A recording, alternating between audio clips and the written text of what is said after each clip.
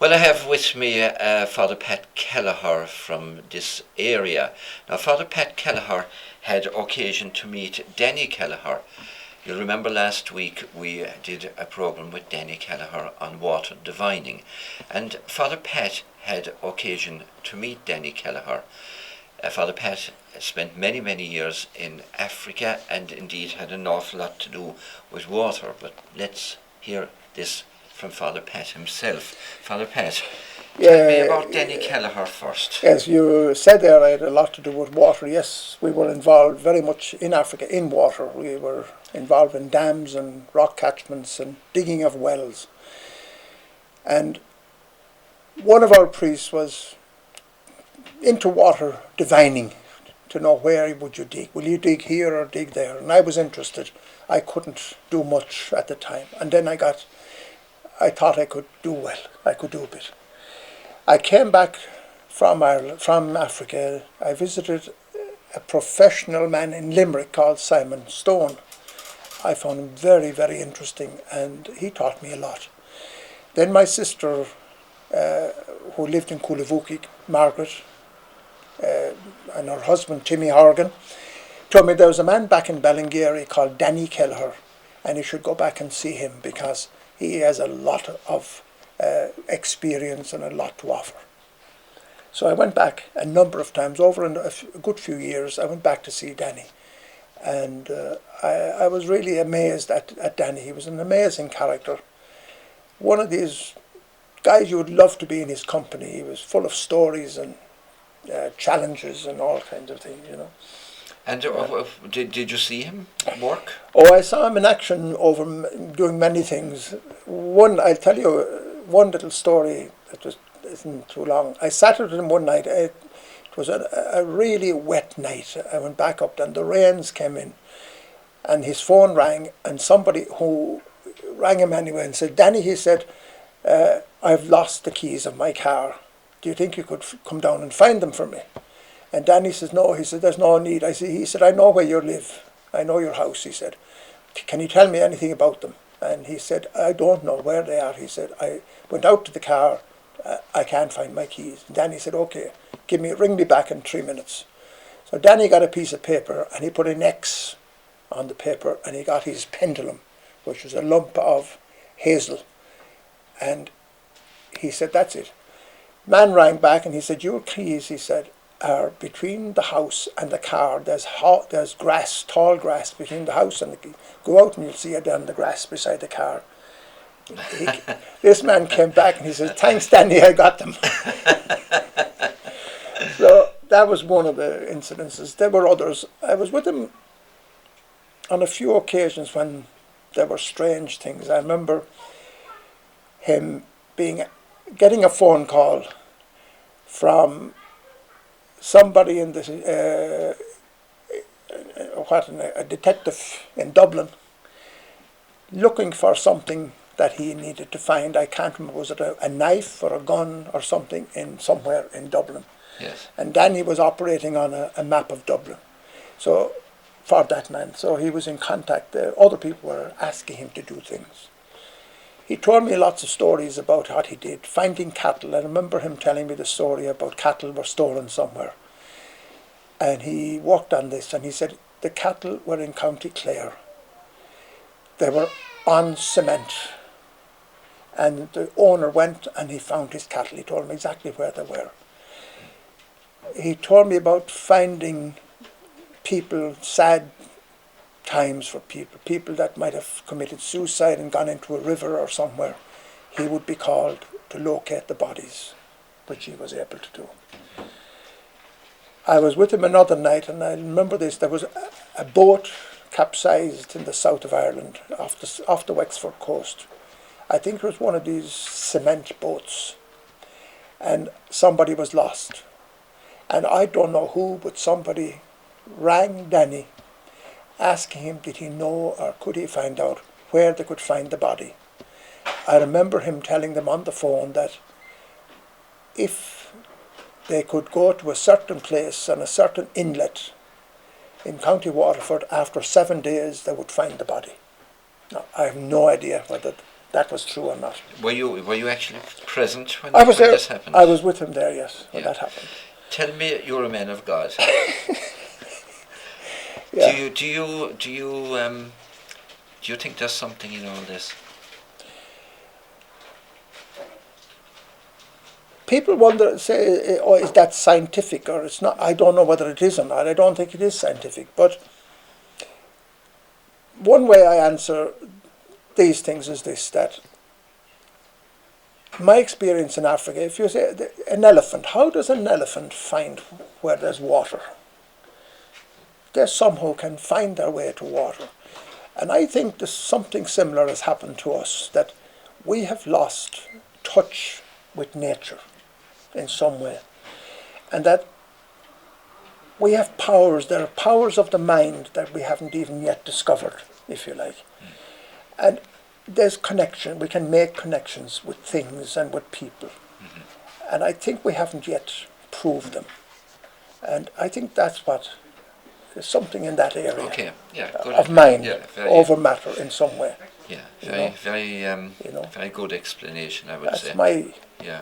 belief of it anyway. Tell me, while you're here now, Father Pat, all the years you were working in Africa, talking about sort of, I suppose, activities and customs and practices of people that seem to defy nature or seem to be spiritual in some ways. I suppose in some ways we regard parts of tribal Africa as having that kind of, I don't know if we call it a richness so much as practices. Well, what did you ever see of that kind of life? In the area of, I think supernatural almost. Supernatural. You see, one of the driving things, and I think in the people I worked with, the Akamba people, is this: there was a great fear of the unknown, the unknown, the dark side of life. People were by and large afraid that someone had cursed them. They were afraid something will happen to them, and so there was always that fear in the back of their minds. And I think this gave kind of power to witch doctors, or people, soothsayers or witch doctors, gave them in a sense power to tell people stories, if you like. Something happened to somebody. He lost his cattle, or someone was sick, or there was a famine, or there was hunger, or there was, and so on. They might go to a witch doctor to try to find out not what caused it, but who caused it. Who caused me to suffer? Who caused my cattle to die? Who caused this, So in a sense, the witch doctor was playing on that fear that person had, and would send him away very happy, telling him that, look, the one who caused it was the one who has a brown cow and he has one tree in the middle of his garden, or he has, something vague. And let him off then to find out. He'd begin to hate his neighbour who had nothing to do with it. So in a sense, there was power. There was a power thing there. Is this still widespread? It is. It's fairly widespread. Yes, It's still strong in the psyche and the background of people. It is there. Yeah, and I mean, I know that when we spoke earlier, you mentioned to me that education really has filtered in quite extensively into the tribal regions. Has that done anything to dissipate these fears? And it has, yes. Those who would be teachers and those well educated and those who would kind of keep up with their faith and keep up with life in general wouldn't have the same fear of the dark, if you like, of the dark side of life that they might have had if they stayed in the tribal land and tribal place. Yes. No, they wouldn't. And is witchcraft, was it always used in a negative way, if you like? I mean, was it ever used for positive action or positive intervention? No, I don't think so. I have no. What about healing the sick now, for instance? Yes, there would be healing of the sick, and there would be things for rain, beating drums and so on, for bringing rain. I don't know how much success they had, but I'm not sure of the healing as well. The healing that would mainly take place, yes, there would be sick people who would be sick. The other side of the healing thing would be feeling that people who were possessed, if people that thought were possessed, they would exorcise them Yes. And so I think sometimes they did more harm to them than they did good. than the spirit that was in them. I think so, at times, yes. But I remember on one occasion seeing in Africa seeing a monkey, I think it was, hanging on a tree to just the carcass of a monkey. This was now, which had been put there by a witch doctor. Now I just wonder why they might do something like that, or what that well, was it might about. be to remind somebody or a group of people or a group of villagers that, there's power here, don't come in here, this is our land. There could be a lot of things in that, It could be a warning to a group of people who said, keep away, this is land dispute or family dispute or, something like that. Yes. It could be, Yes. as a warning. All hugely interesting. Was there anything else in the African scenario now that you found mysterious and wonderful, besides the grace of God?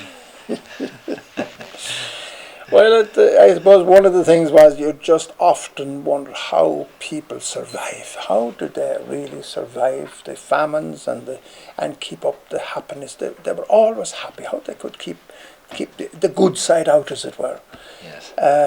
That was kind of always a kind of a fascination. Or I think they looked on the bright side. It'll be good tomorrow. It will be. If it's not raining today, well, maybe it'll rain tomorrow. There was a great hope in their lives. What was the mortality rate in your area? Depending on the circumstance, quite high. Was it? A lot of children would die. During famine times, there was a lot of problems because when famine came, you often had disease. Times there was cholera. We had leprosy. We had all kinds of problems over the years. Yes. So it was fairly high. Yeah. It's very strange that sometimes when you look from when you travel through part of this countryside, it looks as though there's nobody living there. That's right. Yeah. And it's difficult to see a house or a hut or anything. And at the same time, if an occasion arises, they seem to come out of the woodwork. Yes, it's almost like as if people leave a tract of land between a road and their houses. It's a kind of a security, I suppose. They try not to come out beside what would be a roadway. Yes. And so if something happens and you're there and you break down, suddenly when children appear and then people appear, they're not far. There's lots of homes in on the bush, if you like, inside. Yeah. So that is, whether it's a security thing or not, or because of dust from traffic or cars or pickups that might be passing. Yeah. But they're there, people. Talk to me, Father Pat, for a minute about funds and fundraising going into Africa. We are hearing a lot in the media at the moment about corrupt government and in Africa, in some African countries, and funds not reaching the people. Are you satisfied after all your years out there that the funds are getting into the ground in all situations? No, I wouldn't be. I wouldn't be at all happy with some of the funding organisations that I have experienced in Africa. I do know of organisations where funding was abused, was stolen, was misused, useless projects, or projects partly done. For example, I'll give you a couple of examples if you like. An organisation that were organising putting up water tanks for people, building water tanks, and it would take 1,000-gallon tank, concrete ferrous tanks, just one example. A concrete ferrous tank, we were, as a diocese, putting up, it was the specifications were 35 bags of cement to complete, from foundation to putting a roof and sealing it off. Now, there were organisations doing the similar, very same type of tanks, and they were using 26 bags or 24 bags of cement. They looked good, the rains came, the tank got water, and it leaked because there wasn't enough cement. Useless. And what happened? Yeah, go ahead. Well, the other cement, the supervisor would get a few bags, the man building it would get a few bags, and the people would have nothing in the end. Yes. So there was a lot of abuse. Yes. And are you talking here now about seriously well-known organisations that collect for African funding?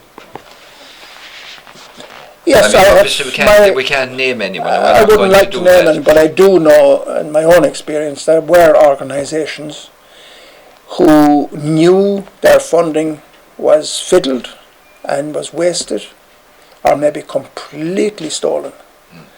But because of the support base, they said, look, we kind of can't tell our people back home. They're very good, so maybe it's better not to say anything about it. And they would write up, I think, reasonable reports how the thing was used. But we on the ground could see that. It was. So, okay, so how can those of us who might like to contribute from time to time be sure that the money we're handing over is going to arrive safely where it will benefit the people? I mean, the danger with this kind of conversation is that people would say, okay, we're not going to contribute anything. I'm not giving money to anybody anymore because there's so much corruption out there, and everybody knows it's being fiddled. But we also know, you know and I know, because I've seen it, that huge amounts of money are reaching the ground out there, and they're life altering for the people in terms of change, education, medicine, water, farming life. There are massive changes in Africa.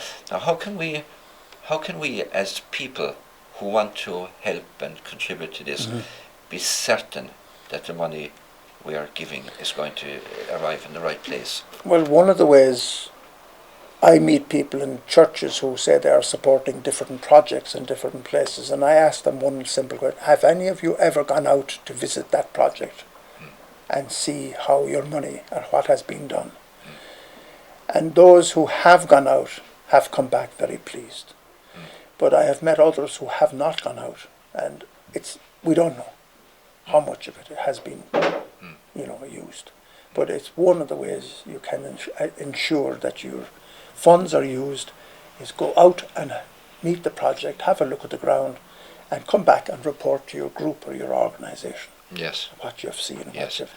Yeah, and I suppose that's very practical from the point of view, if there is a big group or a big organisation of people, that maybe one person could get out there and see it.